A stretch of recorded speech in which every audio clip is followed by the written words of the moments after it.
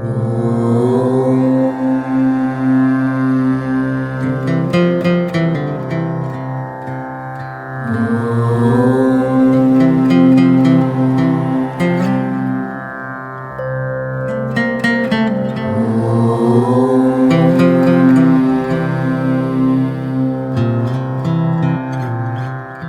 come together with the willingness to recognize what we already are. That's really what this group is about for me, and what I feel like I offer you is tuning in to that which draws us to this meeting, which is usually not in our consciousness, yet it's with us all the time. It's like an inner magnet. We have the picture of Jesus with the light shining behind him. It's a beautiful picture of a yogi Jesus, so that blends my paths, with the beautiful, bright, shining yellow light behind him. So he's emerging from that light, because Jesus is really just a physical manifestation of the Holy Spirit, so that we have a human form to relate to if we want to. That's how he's presented in A Course in Miracles. I'm not referring to the Bible or history, although sometimes Jesus does in the Course. But at the moment, I'm just saying that in A Course in Miracles, Jesus tells us that we are the same as he is, but because he's our elder brother and more experienced than us and has self-actualized and recognized himself as what he truly is, then it makes good sense to follow his pointing back to this knowing which lives within us all the time. So it's actually amazing that we are so good at covering up this inner knowing and resisting the inner knowing, because it takes everything we've got to not know what we are. I prefer the word what to who, because it helps me depersonalize. The email that I sent out was responding to a question that was asked at the end of last class by my cousin Alex, who is not here at the moment, but that's okay. And he wrote in the chat, "What does sickness as a defense against the truth mean?" So that was a very straightforward, completely understandable question. I quoted from lesson 136, which is called "Sickness is a Defense Against the Truth." I pulled a quote that says, "I have forgotten what I really am, for I mistook my body for myself. Sickness is a defense against the truth, but I am not a body, and my mind cannot attack, so I cannot be sick." I'll read that again. "I have forgotten what I really am, for I mistook my body for myself. Sickness is a defense against the truth, but I am not a body, and my mind cannot attack, so I cannot be sick." Let's break that up a bit and see where it gets us. Oh, and Alex just showed up. Alex, I'm addressing your question. What does sickness as a defense against the truth mean? There's a workbook lesson, lesson 136, that's actually called "Sickness is a Defense Against the Truth." And I've been reading this quote that I pulled and put in the email that I sent out yesterday. "So I have forgotten what I really am, for I mistook my body for myself," plays right back to the way we start each class when I say, in one way or another, we are here to recognize what we already are, because we have mistaken ourselves to be the body and the person and the individual. Yet, at the very beginning of A Course in Miracles, we're told you can recognize what you already are. It's really the only meaningful prayer, to request to recognize what you are. I believe it says in chapter 3, what you already have, but then it goes on in chapter 4 to explain that having and being are the same. And I also was saying that I prefer the word what. I'm willing and I'm showing up to recognize what I am, because it disassociates us from personhood. And so we're not unconsciously picturing a who. So I prefer the word what. I have forgotten what I really am, for I mistook my body for myself. Sickness is a defense against the truth of what I really am, but I am not a body. So how can we be sick if we're actually not a body? And my mind cannot attack, because mind with a capital M, God mind, is a oneness joined as one, ever extending its own joy, beauty, love, life, illuminatedness. So there is no attacking going on in what A Course in Miracles says. If we try to express the truth, we just say God is, and we cease to speak. In that God is the ineffable, beyond description and beyond ego comprehension, yet there's a memory of God within us, which is this magnetism, or this inner compass, the true north, so to speak, that draws us back into truth.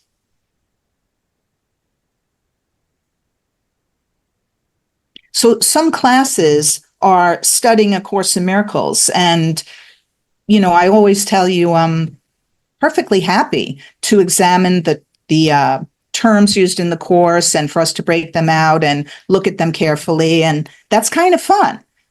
I would say studying A Course in Miracles is a first step, kind of like the first half of the workbook of A Course in Miracles is, I want to see exactly how he puts it. He says the workbook is divided into two main sections, the first dealing with the undoing of the way you see now. And the second part of the workbook, so you're about 2/3 into the workbook when you hit the second part. It's not half and half. You do about 2/3 worth of undoing of the way you see now. And then the second part of the workbook is interested in the acquisition of true perception. The acquisition of true perception is understanding how the ego operates enough that our fear has lessened to the degree that we're interested and eager to align with the truth within us.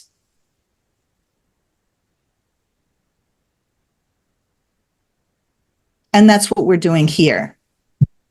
They're overlapping, so it's not a linear thing. Just like in the manual, when it talks about the 6 stages of the development of trust, those 6 stages are overlapping, and they happen over and over again, and it's not chronological, it's not linear. In fact, the course is written, as Ken Wapnick says, in this way in which it's symphonic, and we're given these huge, themes right at the beginning.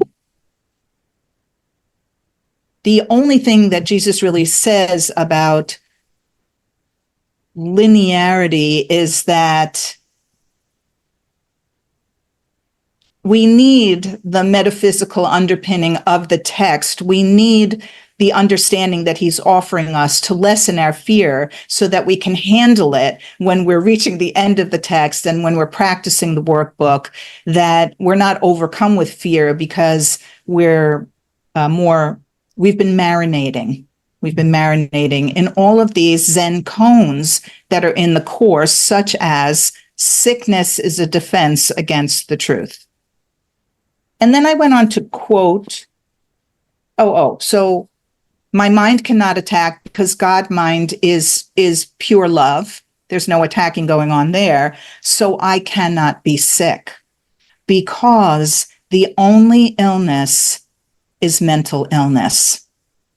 Yes, on the level of the world, in a physical world, thoroughly convinced that we are a body, we experience physical illness. But just having a body is to be ill. So even if you think that you're in primo good health, you're still ill because you believe that you are a person and you believe that the body will die and that you, the person, will go when that body dies, or you think you'll be reincarnated or whatever your beliefs are. But if we're honest with ourselves, the body is still consuming enough, and our special relationships with the people in our lives and our situations and our circumstances and the condition of the world, politics, the environment, climate, all of that troubles us and pecks at us. At best, it pecks. And then it gets worse from there. Now, can we ever feel good? Yes, of course we can feel good. If we never felt good, the ego would not be a good deceiver. It has to dangle a carrot. It has to keep us engaged. I always feel like the ego is a hula hoop. You know, it always has to keep us keeping that hoop going. Or we're on a hamster wheel, so we're going round and round and round. We're spinning. And A Course in Miracles interrupts that. Very simply put, the ego says, don't look. And the ego says, don't really question. We're allowed to ask ego questions, but not genuine questions.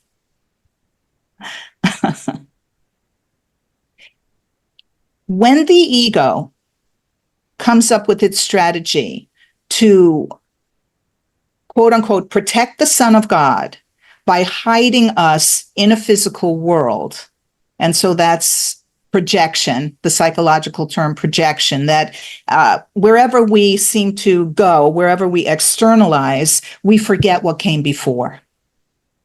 And that's why we're so thoroughly convinced that we're the body, because we don't remember that we're a mind. And we could say that over and over and over again. And little by little, it does sink in.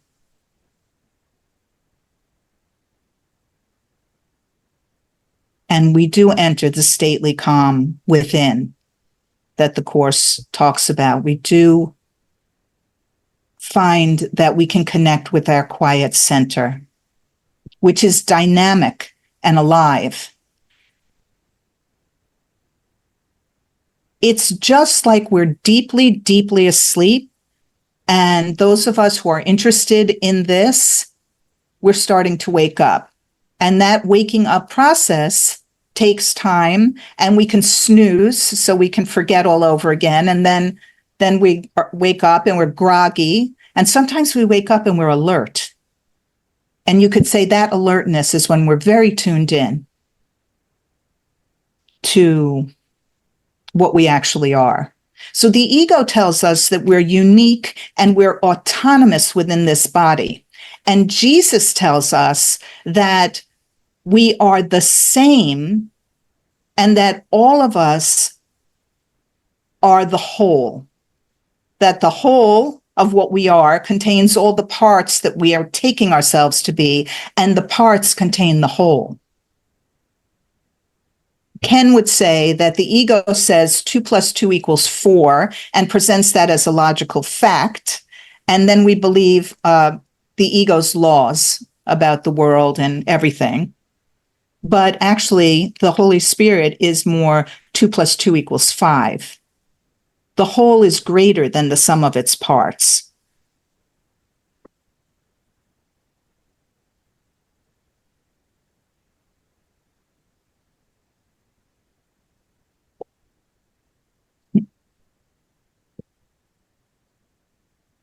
So, what does this have to do with sickness as a defense against the body?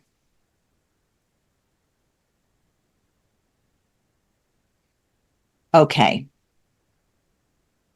I wrote, this is a topic even seasoned students of A Course in Miracles can face over and over again as we encounter physical illness, injuries, and aging, which can be very distracting and consuming on the body level. And that's what they're meant to be. That's what the ego is doing. It's just distracting us. That's how the ego tells itself it stays alive, is simply by keeping us engaged through a series of distractions. Our entire life is a distraction. And when you start to find that amusing instead of devastating, horrifying, making your life meaningless or despairing, when it starts to feel amusing, you know that you're on the right track. Then I went on to say, I like how Ken explains in A Course in Miracles, the ego mind's decision to be guilty of separating from God is the cause of all sickness.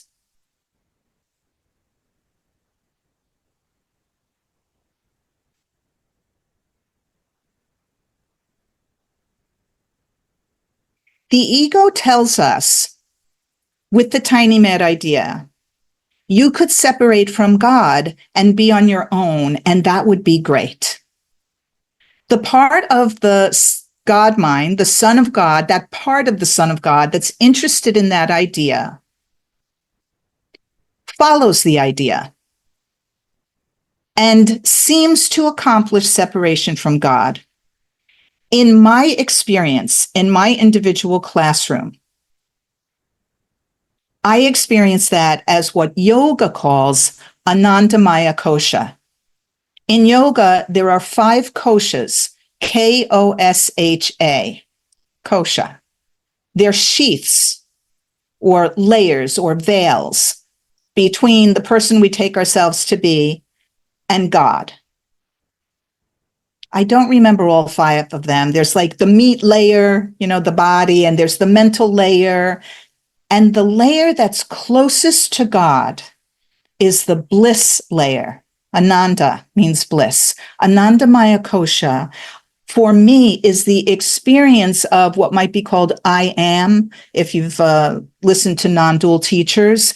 It's the first experience of consciousness, which A Course in Miracles calls the first split.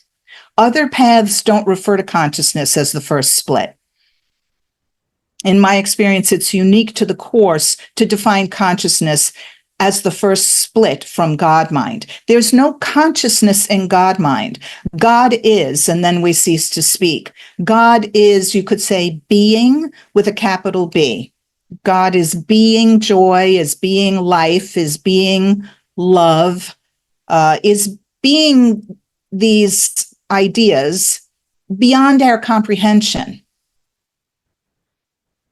So that first step back into the idea that we could separate from God is blissful. But the ego idea realizes that there's nothing to keep the Son of God going with the ego. It might just absorb back into God, and that was an experience. It was just an imagination, an imaginary experience. That's all it was. So in order to hold our attention, the ego quickly, thinking on its feet, comes up with a story. And the first part is sin, guilt, and fear. It's like the ego taps the Son of God in this blissful reverence, being able to have a conscious awareness of the God state, taps us on the shoulder in that mind state and says, this is amazing, but do you realize in order to experience God in this way, you've stolen God's life from God, which is horrifying. And no, we didn't realize that. And the tiny mad idea never said that that's what was going to happen. And we have a huge, terrible, terrible feeling that, according to the tiny mad idea, the the state of I, which the ego is. Ego is just the Latin word for I, not this I, the person. So this I state tells us this is a terrible thing you've done. It's unforgivable, and you will be punished for it. The only outcome has to be punishment. Sin is the idea that we've separated, we accomplished it. Guilt is the feeling that we get that we've done a terrible thing. And fear is the fear of punishment, the inevitable punishment of the unforgivable act that we have committed. That's all happening in the mind. Then there's this thing that the Course calls the double shield of oblivion. I think that's how it refers to it. When the ego says, I've got an idea, I can protect you, don't despair. And the Son of God is panicked. And the ego says, I have a safe place for you, follow me. And when we follow the ego, we forget what came before. And you can see that in yogic traditions too. When Shiva is tempted by, or Krishna is tempted by the goat girls, and then he forgets that he's God, and then he plunges into the world of form. And you see this in other traditions. So the ego lures us into the world, which is actually protection for the ego, not for the Son of God. Because if the Son of God teeter-totters on the edge of Anandamaya kosha, if it suspects the ego's not telling the truth, what do you mean I committed a crime? God is loving, and I am in a blissful, loving state. That part of God mind never descends. It's just like, pfft, and it doesn't go all the way. The rest of God mind doesn't even take on to the idea, it just busts out laughing. What do you mean separate from God? But the part that follows is not being protected by the ego. The ego is saying God, which is love, is a threat to you. It's going to annihilate you like you just annihilated it. Doesn't make any sense. That's what the laws of chaos and A Course in Miracles spell out for us, that the ego thought system has a crazy logic of its own, but it's chaotic and doesn't make any sense. Like we could murder God and then God could rise from the grave. Anyway, we follow the ego then away from the mind altogether into the physical world. And Ken Wapnick likes to say that that might be what scientists call the Big Bang event. And then from there, we forget that we were ever a mind. And A Course in Miracles is always about leading us back to the mind. The miracle is the shift in perception where we're not locked into just the physical perceptors and the ego interpretation that it's mirroring back to us. You are separate, everything is separate. That when we follow the ego into the physical world and there's the Big Bang, and now the ego tells us that we're safe in this world because there's a couple of reasons why. We're splitting. We're always splitting. Like, I think it's the Bible that says go forth and multiply, but I've always understood that to mean go forth and divide. We're splitting. And so we're hiding in all of these bodies. And how can God pick out who did what? And somewhere in the Course, maybe in the workbook, What is the Body? We're told that the body is like a fence around a tiny piece of God mind. But I am getting back to sickness as a defense against the truth. Because sickness, mental illness, the idea that we're separate from God is another way that we keep God at bay by saying, in our guilty state, we know that we deserve to be punished, but we also know that you're very important, God, and we're very insignificant and unimportant. So what we're going to do is punish ourselves, and so you don't have to do that. And that's what all this underlying guilt is. It's self-hatred. So we're either blaming somebody else and trying to project just layers and layers of projection. It's not me, God, it's him. That's one way that we avoid God. Or another way is self-flagellating. I'll beat myself so you don't have to do it. And you can see this in yourself or your children or your parents or people you know. Sickness is a defense against the truth. It's actually an ego weapon to keep us thoroughly engaged in our own discomfort and also to feel that God has betrayed us. Why would God let me get sick like this? Why would God let my child get sick or my pet or my loved one? How could God do that? It's just a very, very clever, manipulative distraction. Now, when we are sick, how do we deal with that? We deal on the level of the world, in the classroom of the world. That's where A Course in Miracles is working with us. Jesus is kind and gentle.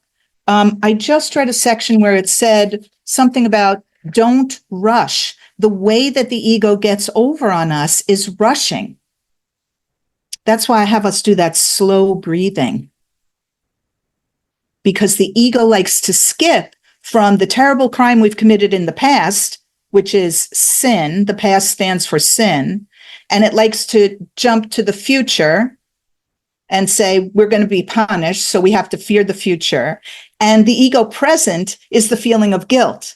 So it's not the eternal present, which is a timeless moment that we're offered in Course in Miracles called the Holy Instant. But you could also say it's the miracle, because the miracle is a collapse of time where we have a glimpse, or maybe more than a glimpse, of moving from our horizontal, past, present, future, linear way of living.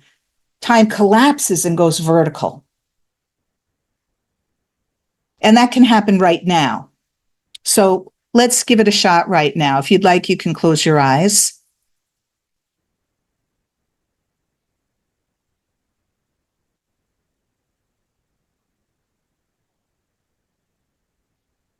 And all we're doing in this moment is tuning in to an inner knowing. For you, it might be a vision. It might be a feeling of peace. Or for me, peace feels more like fearlessness, a lack of fear. My organism is an anxious, nervous, tense organism. And thank God I have a sense of humor, because without it, I would be a nervous wreck. Yeah. There are 3 body types, and you can just listen to me. I'm just going to talk to you. And you don't have to hear what I'm saying. I'm just talking. There are 3 body types in the world. One way of describing the body: ectomorph, mesomorph, endomorph. The ectomorph tends to be tall and thin, long fingers and toes, elongated neck, and eyes that are very alert and searching vigilantly for danger. And the mesomorph is muscular, very toned, muscular warrior. And the endomorph is more, I'm going to say, like an Eskimo or a sumo wrestler. A thicker, heavier, very strong, enduring body type. And we tend to be combinations of these body types. So you may recognize yourself in here. And it's good to do that so that you don't take yourself personally. When I took myself very personally, I would be too ashamed to tell you that I was anxious and nervous. I would hide that. And I have a pretty good exterior. I don't present that way. But I'm happy to out myself, to give you permission to know yourself, to find out, where does the fear lurk? How are you keeping it hidden? How are you in cahoots with the ego, not knowing the drivers that keep you identified with the person that you've taken yourself to be? Now, that might not be very relaxing. However, now that we've done that, we just look with Jesus or the Holy Spirit. We just look at the mechanism, just like you would take apart an old-fashioned clock. We're just taking it apart and going, oh, this part wiggles really fast. And that part, makes a big like speed bump. And we're just looking. And as we get familiar, looking with the Holy Spirit, something in us recognizes itself. And there's a loosening, an uprooting of personal identity. And that's all we're going for. In this moment, you could call that relaxing. And the breath slows down.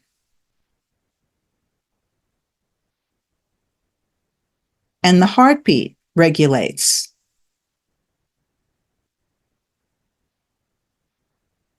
And emotionally, you may find an uplifted sensation in your body, or a lightness, or a shimmer, or a tingle. Because we're operating as miracle workers in this moment to the best of our ability. And that means that we're receiving from the Holy Spirit, and then naturally we're just transmitters. We're transmitting. And then instead of having the ego story mirrored back to us, God's love or light or life energy is reflected back to us. And there's an experience of, oh, that other, that brother across from me, the essence of that thing is light, is inner light. It's not the ego story. And you don't have to stay with that, because right away we just verticalize and allow ourselves to be used like an antenna, and something moves through. That's the miracle. Doesn't have to feel like anything. And then that just naturally extends from us without us doing a thing. We need do nothing except not to interfere. That means sticking fear in between ourselves and the Holy Spirit. Fear is the ego's weapon. And as we get familiar with fear, we're a little less afraid of it. And the less afraid we are of fear, the more we're able to notice fear is happening now, and I don't want to go with it. That's loosening and uprooting the grip of the ego. And that is health. That is what health is. The definition of health is the healing that the miracle offers us. The Holy Spirit is simply healing the split mind with this new definition of miracles.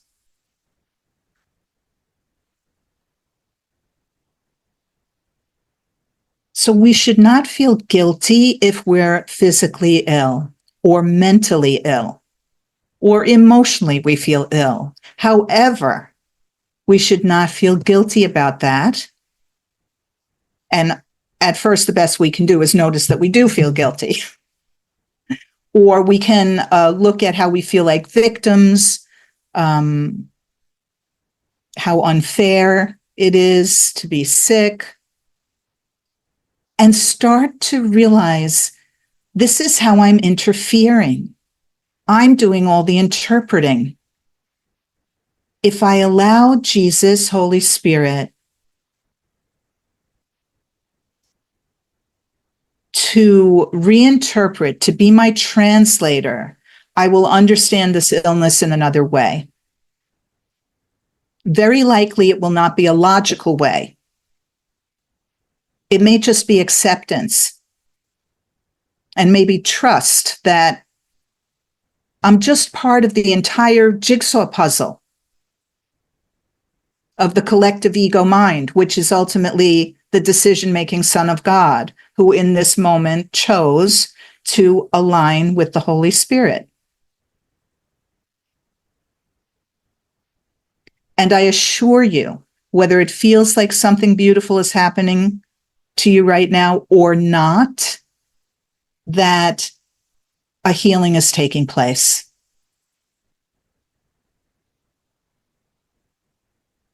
Now, how do I dare to assure you of that? I honestly don't know, because it's really not coming from me personally. On a personal level, I'm not making any promises. I don't want to be held responsible. I don't like responsibility. It's just that I allow whatever is being said to be said.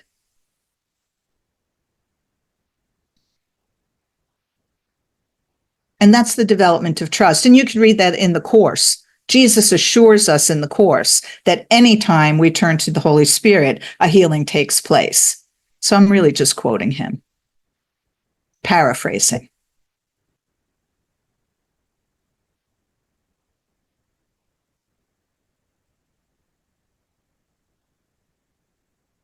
Now, I've told you, you can keep your eyes closed. You can come back if you want to, or just stay in whatever state you're in. I've told you that I often start in one place and then work backwards. And what happened when I went to lesson 136 in the workbook, sickness is a defense against the truth, I immediately felt like I had to turn back one page and go to lesson 135. If I defend myself, I am attacked. Lesson 35 is the longest lesson in A Course in Miracles. And it says some amazing things here that helps us understand. If we understand that if I defend myself, I am attacked, it helps us understand that sickness is a defense against the truth.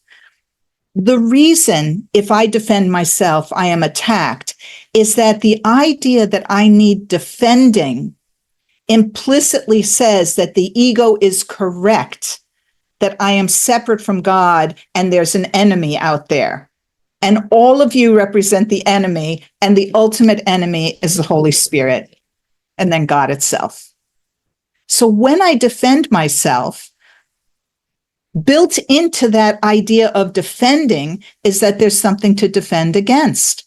And Jesus is telling us, wrong, but be happy about it. You want to be wrong. There is nothing to defend against. It's the same ego logic as the ego telling us, your body eventually dies. And by virtue of your body's death, that means that you were alive. The ego uses its own logic that we are a physical body to prove that the ego has offered us life. But that too is twisted logic, because God mind is life, and life is alive and doesn't include death. That's why the Son of God mind that didn't fall for the tiny mad idea bust out laughing. How can you separate from God mind? It's whole. So it can't be separated from. And in this moment, we are part of that wholeness. However, we're not going to pretend that we feel more whole or see ourselves as more holy than we do. So again, we use our lives as our classroom and systematically desensitize ourselves to God's love. We're afraid of God's love because the ego has positioned it as a threat. And Ken always teaches that what we're really afraid of is the decision maker, which is the Son of God in a conscious state of choice, where, it kind of like shakes itself off and goes, wait a minute, I'm a mind. And that's happening for all of us. It's happening, let's say, on a deeper level than you may feel. However, it's working inside of you.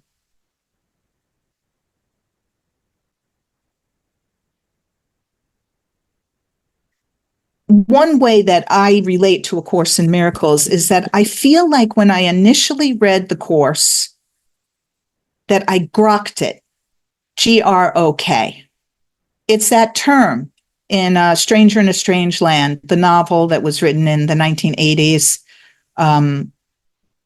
where I think maybe it's an earthling raised on another planet who comes back here, but he has whatever he is, where he comes from, they grok. And grokking is a kind of mental telepathy where you have a full understanding of something in a split second.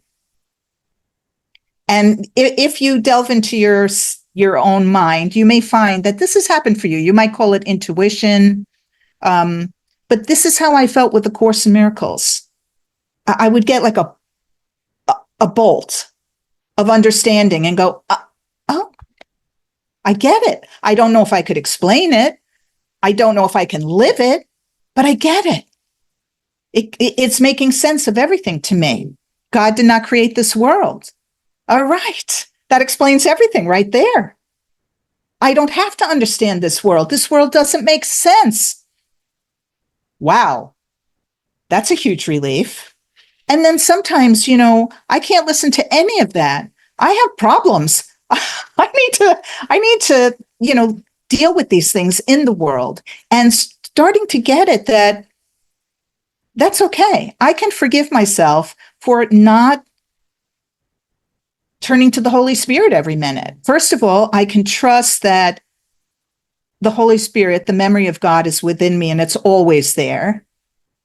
And the more I turn to it, the more it informs me. Inform. It's in the form, so to speak, while I'm taking myself to be a form. I'm informed by that true north, that inner compass, what Helen Schuckman called the internal teacher, also known as Jesus, Holy Spirit, Buddha, whatever you want to call it. A wisdom that doesn't have to do with information, that's more like a steering. It steers. And one way to feel moved by the steering is there's a flow to it. There's like a smoothness. Things start to just fall into place and click. Not always, but that can be one way to recognize, oh, I'm letting the knowing lead me instead of being the know-it-all.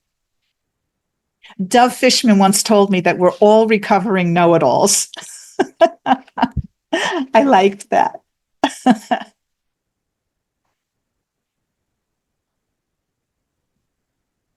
I'm assuming that you all know Dove Fishman. He's been a course teacher person since way back when. Yeah. Let me just see if there's something I could read you from here. Yes. In If I Defend Myself, I Am Attacked. Listen to this. You operate from the belief you must protect yourself from what is happening because it must contain what threatens you.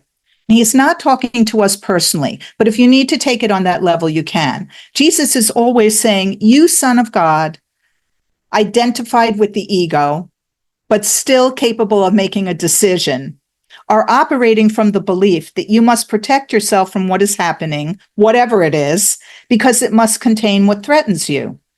A sense of threat is an acknowledgement of an inherent weakness.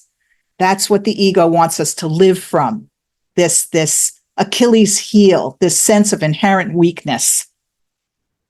A belief that there is danger, which has power to call on you to make appropriate defense, because we're playing at being God. This is the ego's version of God. The world is based on this insane belief that we must protect ourselves because what is happening contains a threat. And all the world's structures, all the world's thoughts and doubts, all the world's penalties and heavy armaments, all the world's legal definitions and the world's codes, its ethics, its leaders, and the world's gods all serve but to preserve its sense of threat.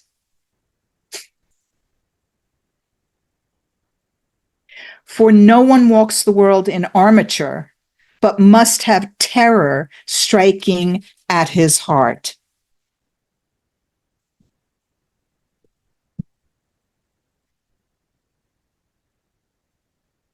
Defense is frightening. It stems from fear, increasing fear as each defense is made. You think defense offers safety, yet defense speaks of fear, fear made real and terror justified. Is it not strange you do not pause to ask, as you elaborate your plans and make your armor thicker and your locks more tight, what you defend and how and against what? And that's what we're doing here. We're asking, what are we defending? And how? And what are we defending against?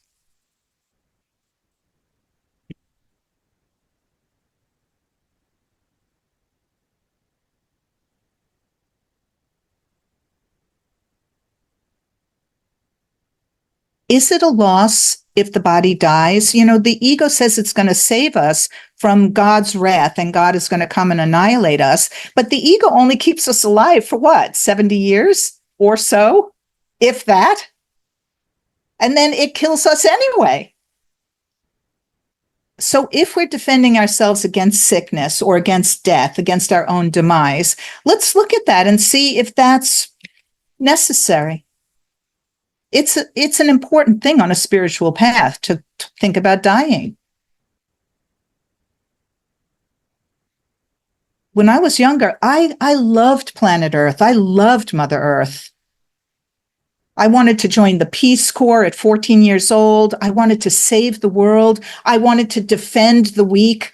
I was very, very caring of the underdog.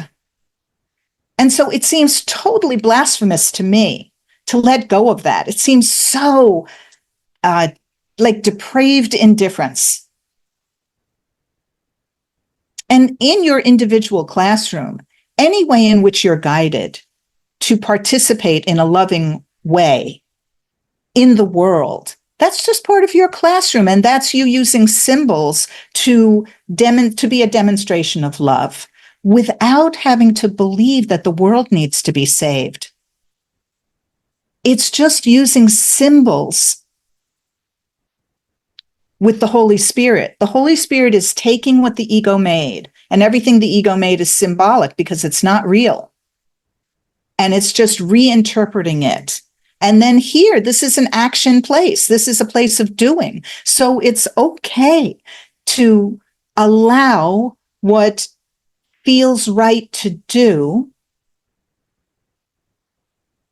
especially if you're getting it that the world doesn't need saving. The problem isn't out there. That's an out picturing of an inner condition. What needs saving is the mind that's delusional and taking itself to be a person. And it doesn't have to happen quickly, all in its good time. But we do need to question. We need to question what we're defending and how and against what, with the Holy Spirit. We could question without Jesus and the Holy Spirit, and we might get somewhere because unknowingly we may be joined with them anyway. because we're grokking. I'm just saying for you that I think to sit here for an hour means you must be grokking, because otherwise you just couldn't stand it. It's like we're talking about nothing and it's nonsense and it's crazy. So anybody who stays here has that inner grasp, something inside you clicking and getting what you already know to some extent, and wanting to apply it, wanting to be a vessel for uh, for that truth to come through. Yes, I've always also very much enjoyed truth, and I've always found it much easier for somebody to blurt something out that's hurtful but true. Much easier. But my family, I was surrounded by people who, typically would prefer that you didn't blurt those things out. And so in some cases, my family members might find me cruel because I needed to talk about something that nobody wanted to talk about. And then, when we're little, then I take in how I'm seen by my family, and then I label myself as cruel, and I get off track. The child in me is leaning towards truth, but the people around me say, stop doing that. It's so cruel. Oh. I asked my mother, maybe I was in kindergarten, but I think it was before kindergarten. So I must have been about 4 years old.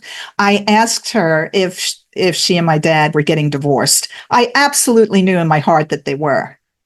And my mother, played, she didn't know she was playing at the time, but I could tell, amazement. Why would you ever ask that? Of course not. Daddy and I love each other.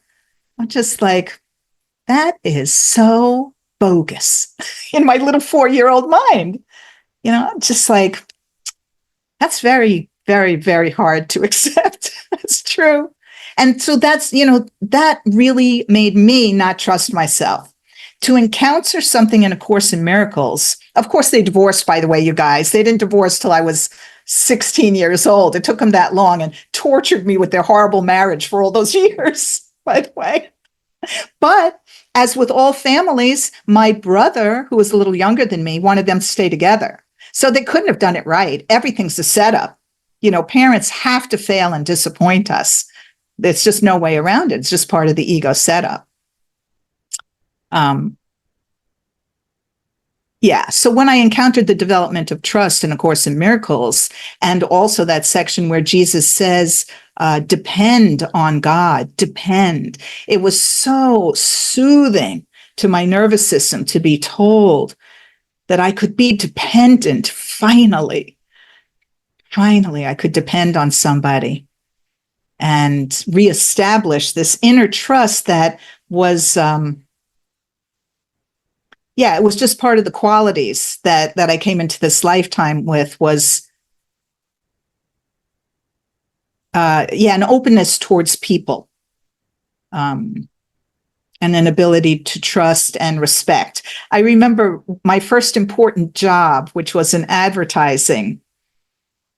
I smiled at everybody and I was excited to meet everybody, and most people were very nice, but there was one girl in particular who I felt so, I found her appealing, and I thought she'll be my friend at work.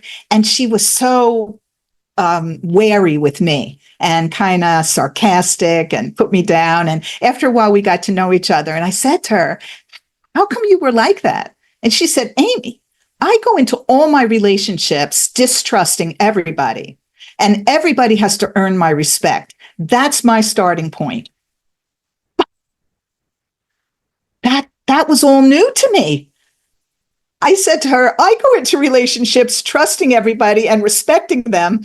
And then, if I learn that they're not trustworthy, my bad. I mean, that was a tough lesson to learn, but I'd rather go in trusting. Some of that, by the way, was given me by my dad, who told me to respect authority.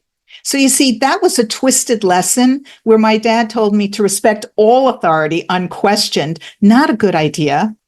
And it took me a long time to question authority. I think I may have told you guys, I didn't understand the phrase question authority until I was 30 years old.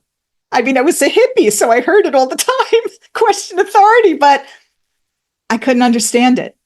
But A Course in Miracles, I sat down with and I grokked it. So go figure. Because our minds don't make sense. But that was a nice quality I got from my dad, to respect, to basically offer everyone respect first.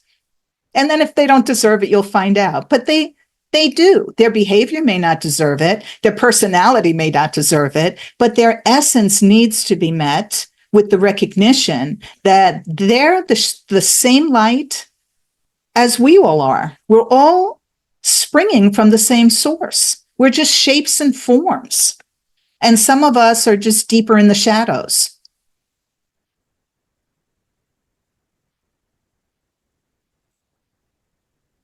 Okay, I really blathered on for quite a while. Okay. Yes, Nabodi. Thanks so much, Amy. I always enjoy hearing you teach. I have a question. In the beginning of your talk, you mentioned that part in the course where it says God is, and then we cease to speak. And I have to say that, my partner passed away, and he had this beautiful platinum cross on a platinum chain. And on the back of the cross, he had engraved, God is. And I had that cross out on a dresser. And because I'm handicapped, I have a home health aide, and not the one that works with me now, but one that did about a year ago, stole the cross. And I gotta tell you, it's left me brokenhearted. Every time I hear the phrase God is, I think about it. And I gotta tell you, I have wished harm on this woman. And actually, I called her and I said, look, I'm not gonna call the police, just return the cross. And I'll even give you money for it, return the cross. And she laughed at me. So anyway, it's every time I hear it, it breaks my heart. So do you have any idea of a way I can frame this so that it's not so heartbreaking all the time? Two thoughts come to mind, Nabodi. One is that your heart needs to completely break, so that there's some control where you're not moving through the entire heartbreak. Because to allow that, for most of us, it feels like we'd completely be dysfunctional and not recover. So, I don't know that you have this, but in a safe setting, what I used to tell my clients was, we're going to structure a nervous breakdown for you over the weekend. You're going to be able to have a nervous breakdown from Friday night through Sunday evening. And, we do an intensive and nurse them through it. And by the end of that time, often there was closure or resolution, or at least there was a huge opening. And then somehow the agreement is, then you go back to work on Monday and you're a functional person. And then, maybe in another week or a month, we'll do another intensive. So the unresolvedness of your grief, your heartbreak, is one thing. And then there's a very challenging way of shifting your perception on her taking the cross with his inscription on the back, God is, and laughing at you. That's your experience. When you said, you don't want to go to the police, you said you'd even pay her, you'd give her money for it, but she still doesn't want to return it. So let me just say, let's assume that she did take it and that she did laugh.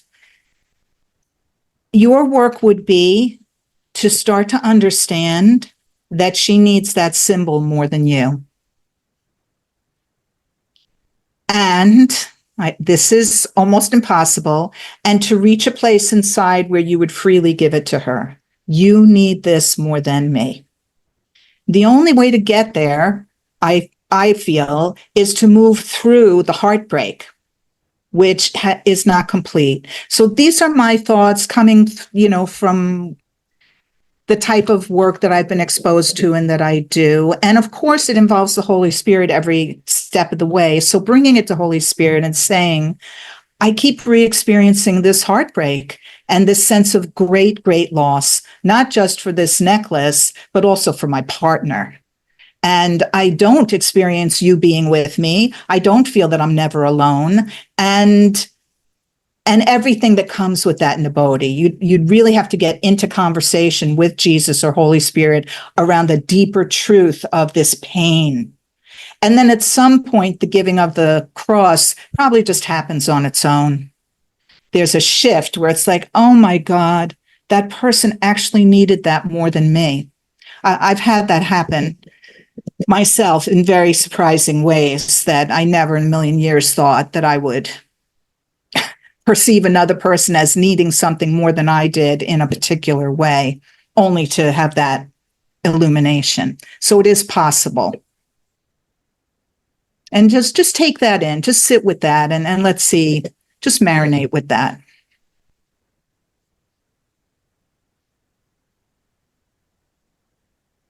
Doreen?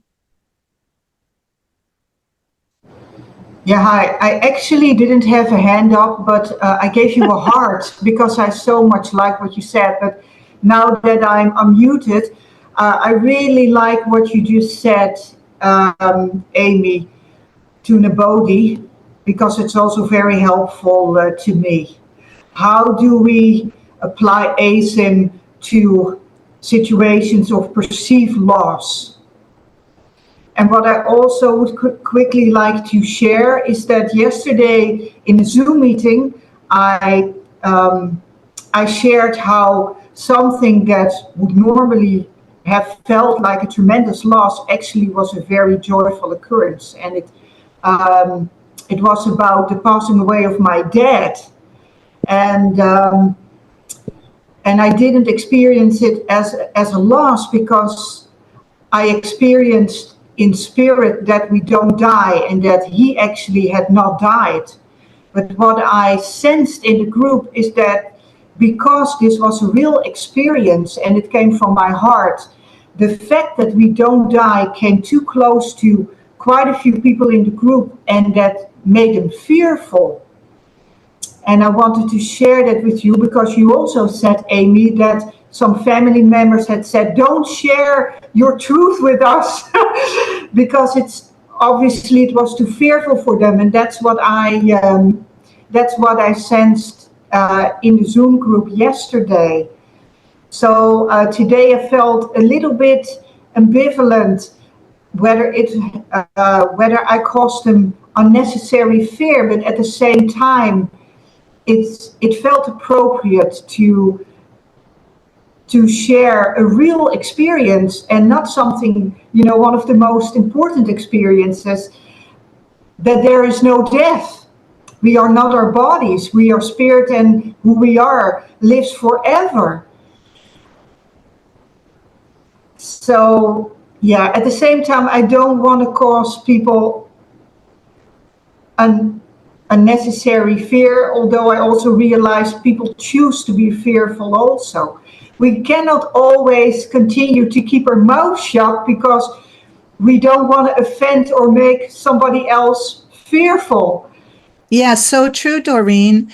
For me, the best way to do that, the most respectful way, is to use I talk. So if I'm talking about my experience and this is what's come from me around death and we do not die, and I'm excited about this, I'm relieved, I am living from here, I just keep it here. And then I'm not telling anybody else what their experience should be. And then it also makes me think of the poem by Oriah Mountain Dreamer, The Invitation, very well-known poem. There's a line in there, I'll paraphrase, something like, I want to know if you can disappoint another in order to be true to yourself. It's a wonderful poem where she keeps challenging people with what she really wants to know about them. And she says, I want to know if you can disappoint another in order to be true to yourself. We're not usually invited to do that. And there's a way to be true to ourselves and learn to tolerate disappointing others. And, for many of us, we're people pleasers. It's very difficult to tolerate disappointing another. However, like you said, you can't really disappoint another. That's their own emotional experience, 100% their interpretation and their choice to make themselves the victim of others, to say, you made me feel that way. Nobody can make anyone feel any way. We just feel what we believe. Thank you, Doreen.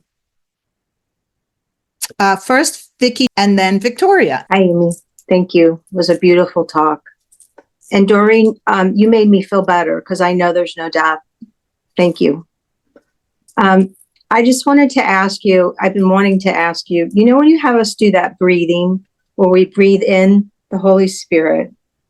So I've noticed when I do that, I'm not so much a body person, especially of late, since my son passed. Like, I really don't want to be a body. So I kind of don't really want to breathe. But when I was doing that, I can feel this sense of the part in between when you breathe in and when you breathe out. And I'm more aware of that than the breathing. Does that make sense? Are you more aware of the in-between, between the breaths? Yeah.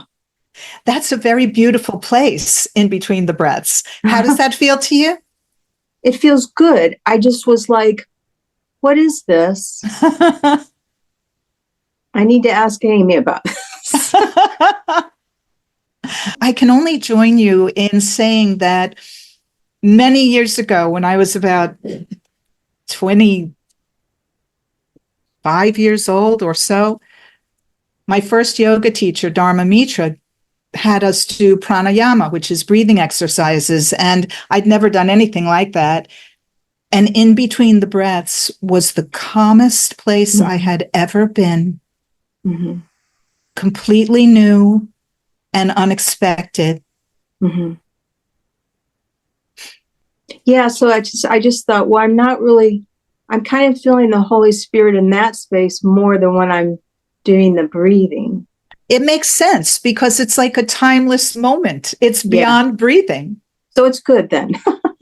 Yeah. I think you can go with it feeling good. And I'm really happy you bring up the breath because we're barely breathing anyway. On a regular basis, Will Johnson, my amazing meditation teacher, says on a daily basis, we're just sniffing. We're just like, we're very, very, very surface breathers because in classic ego contradictoriness, the ego says that we're alive and breath is life. And then the ego has us breathe in this very shallow way. And we're barely alive when we're breathing like that. When we start to really take fuller breaths, it puts us in touch with what the body's actually feeling. Emotionally, it may bring up emotions. It may bring up sensations. And it's very powerful to breathe through any spot that's troubling us in any way. So it's a very protective defense to breathe in a shallow way and to hold off, to stave off emotional pain. So it will be healing and productive to Vicki to little by little breathe into the memory of your son because it will help bring him alive, actually. You're sort of joining him in death in a way by restricting the breathing. That makes sense. Yeah, I think I'm blocking. Yeah. Thanks, Amy. Join the club. Thank you. Thanks, Vicki. Thanks. Victoria. Okay, this has to do with the dream. Okay, this is in theory a dream, and we're telling ourselves stories. Well, I have a friend who's dying, and I would like to change my dream where she has a miracle recovery. We go out to dinner, we drink wine, it's all fun. It's also several other things going on in my life that the universe has collapsed for me, but I would like to reconstruct it in my dream. So, and the handing everything over to the universe, to the Holy Spirit, it's like, this isn't working for me because I don't know what it's got in mind, but and I have ambitions, I have things I want to accomplish. And if I hand everything over, if I say, okay, I'm going to stop telling myself stories and just go with the flow, go with whatever the Holy Spirit wants for me, then kind of what's the point of my existence? Well, let me step in here. Were you finished?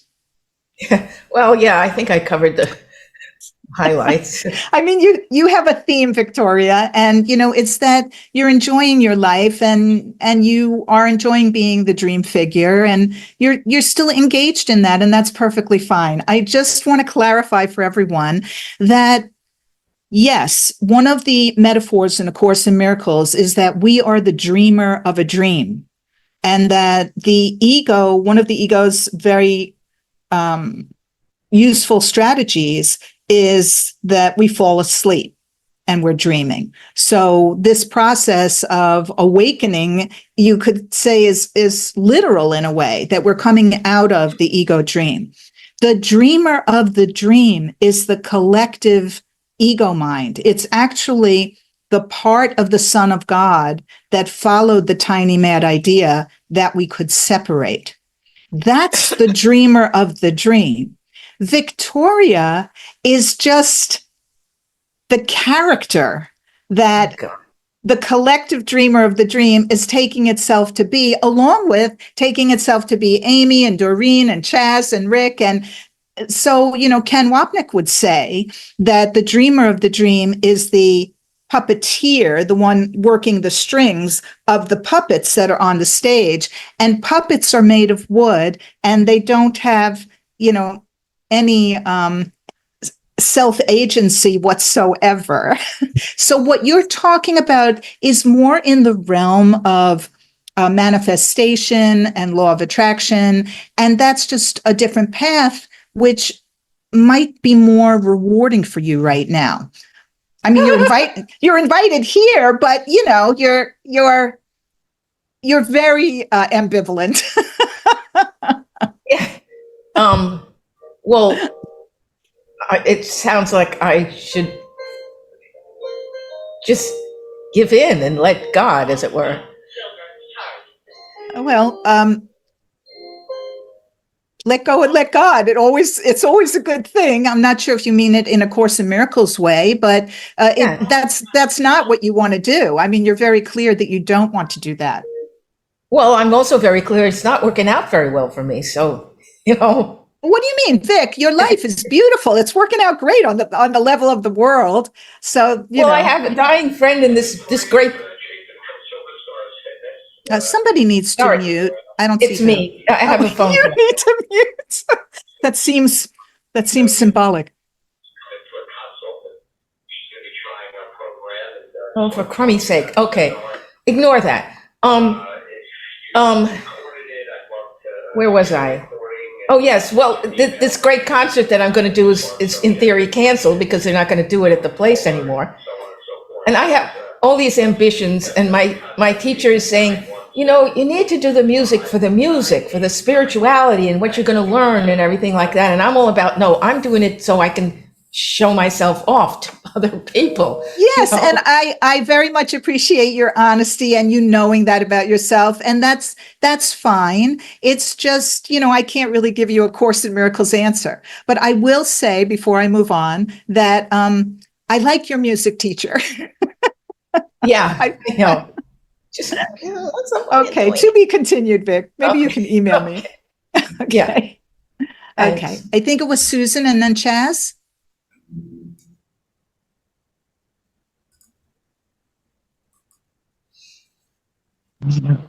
Hi, Amy. Can you hear me? Yes. Hi, Susan.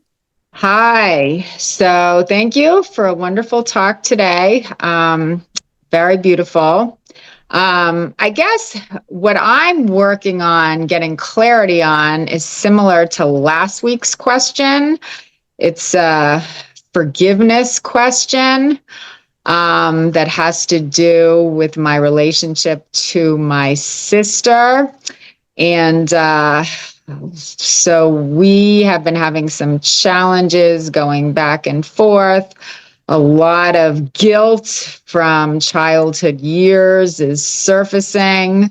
I think I went into a little bit of detail last week, and your answer really stimulated a lot of sadness, which was very healing.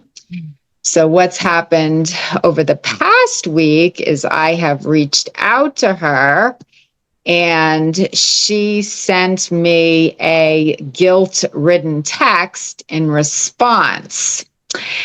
And she just basically started with, it's been 19 days since I heard from you. I've experienced COVID. I felt like, there's a knife in my heart post-surgery. So she went into a lot of hardships that she is having, and it appalls her that I haven't been there for her. And then she says that her neighbor was very shocked to hear that I haven't reached out to her. So she's getting, validation from her neighbor. And then you obviously have other priorities. She projected more guilt on me. So I know what she did. And I have been working on forgiveness because, again, I've been a Course in Miracles student for 35 years. And I know that she's reflecting something in me that has not yet been healed. Yesterday, I was feeling really clear and I sent her an I love you unconditionally emoji. And I felt it. I wasn't just pretending. I really felt it. It's just really hard for me to get to a place of truly seeing the innocence in her and forgiving myself. A friend of mine said, well, you can just cut her off from your life and that's okay. It's not about that. I want to be clear about the lesson that I need to learn from this. Is that semi-clear? That question, is that semi-clear? Yeah. I feel like your question is clear, or your dilemma is clear. So it seems to me that the work is with the text message that she sent you, where she was very clear in the ways that she's disappointed in you. And for you to take each of those statements, bring them to the Holy Spirit, and honestly share what you're feeling. So just give me one of those statements. Oh, I know what I'm feeling. I'm feeling rage. So Okay. it's been 19 days since I last heard from you. Perfect. That's enough. So we go to the Holy Spirit. Let's just go together right now and tell the Holy Spirit, my sister, told me it's 19 days since she last heard from me, and there's an accusation in there. You say the whole thing, Susan, and then tell him, I'm feeling rage, and describe how you know it's rage, what sensations are in your body. So let's have you just unpack it right now. Okay, so it's been 19 days since I last heard from you. Wait. Just for the sake of all of us, you know what you're doing, but just when you get there, just say Holy Spirit, so we know that you're in that conversation. Oh, Holy Spirit, help me uncover the feeling behind this. I don't understand. Pause. Okay. So what's interesting is all you need to do is just say out loud, my sister sent me a text that says it's 19 days since she's heard from me. And I'm interpreting that as an accusation and that I should feel guilty about that. Right? Isn't that what you just told me? Yeah. So just literally say that to the Holy Spirit. Okay. Holy Spirit, my sister sent me a text And she said, it's been 19 days since I last heard from you. And from that, she's making me feel guilty. Pause, pause, I, pause. So that's a great moment for everybody because we can't help it. She's making me feel. No. From that, I'm interpreting that she's accusing me of being guilty of, but you need to say that.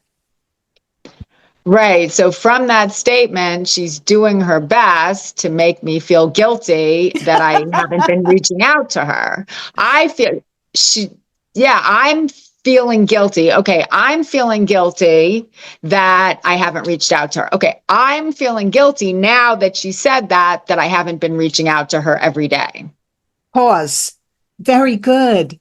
So you got clear on, I am feeling guilty, whether she's accusing me or not, whether she's right or wrong. I am feeling guilty that I haven't reached out to her, whether it's okay or not that you haven't reached out.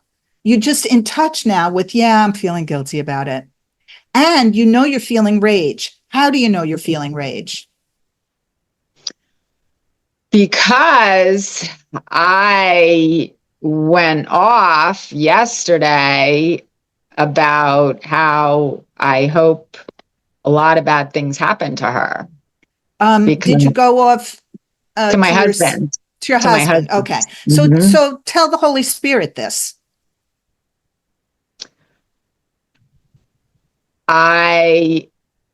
You got to start with Holy Spirit. You see, Okay. I'm going to speak for you a little bit. I might be wrong Okay. about you, Susan, but I'm just Okay. going to say it's embarrassing to talk to the Holy Spirit, and it's uncomfortable, especially in front of other people. To get in the habit of saying, Holy Spirit, I know that I'm enraged because you heard me yesterday talking to my husband. And to start to be in a conversation like this, I have literally found myself walking down the streets of Manhattan, talking out loud to the Holy Spirit. Once I really got in the habit, thank God people started wearing Bluetooth and stuff, because before that, I could have been institutionalized.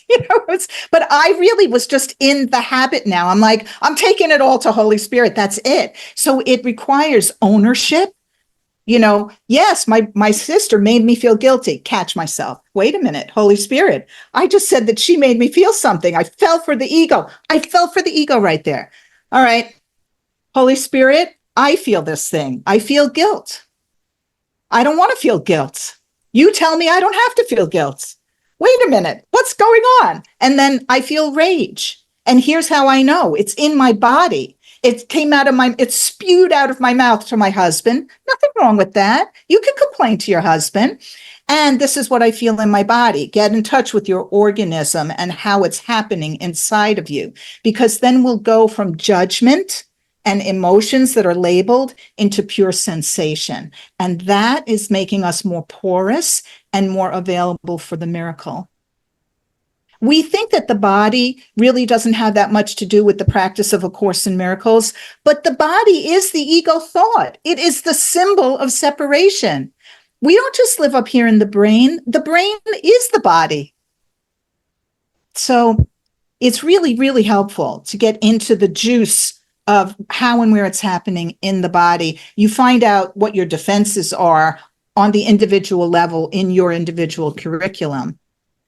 And then, how you deal with your sister will spring from that. But that's down the road. Right now, it's just you really contacting your own guilt, which is, everybody has it. You're in a juicy guilt situation here. A lot of forgiveness opportunity. Yeah, I know that to process this properly could really lead to breakthroughs within myself. Yeah. I believe. Yeah. Oh, yeah. You're absolutely right about that. Mm-hmm. Mm-hmm. Yeah, because that history is not just in the past, it's right here in the present. Mm-hmm, mm-hmm. Yeah, yeah. Is that good enough for now, Susan? It is. Thank you. Thank you. Okay, gang, we're at about 1:30. Chaz, did you have something before? Yes, I just wanted to quickly share. I was listening to the woman with the Platinum Cross. Yeah. And in 2020, my partner died in very suspicious circumstances. And Anyhow, I get in the car where I used to live, and I'm driving north, and there's a major freeway exit, which is this woman's first name. And, I was totally ego related. And so I was able to stop. And so this is a freeway exit that I'm going to see every day. And I recognized what I experienced was that grokking, that bodily experience of walking down the path gently, being carried down the path. So it just became clear to me in that moment that every time I passed the Alicia exit, that this is my blessing to undo with Holy Spirit. The resentment, the opinion, it shouldn't be this way. It's all BS. And I just, it was such a beautiful moment for me to really recognize, do I want to wake up or do I want to keep growing resentments? And I just want to leave you all with my favorite cup. This is the Ego Coffee Cup series. And it's a woman who says, it's not me, it's you. Thanks, family. Wanted to share that. That's all. That's funny. Thanks, Chaz. Thank you, everybody.